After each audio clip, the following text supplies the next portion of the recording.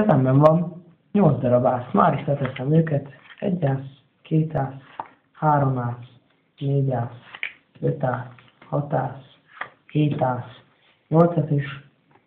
Közé keveredett egy 9. kártya, egy 7-es. Hát akkor próbáljunk meg varázsolni ezekkel a kártyákkal. Az első ászt már is átvarázsoltam 7-essé.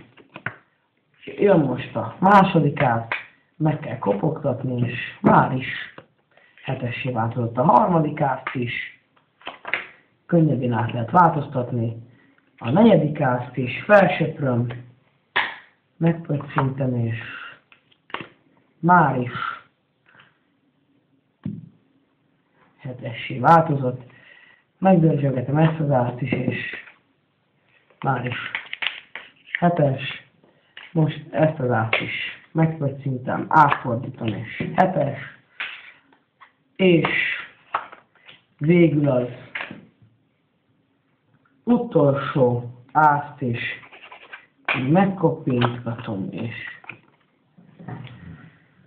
7-essé változik.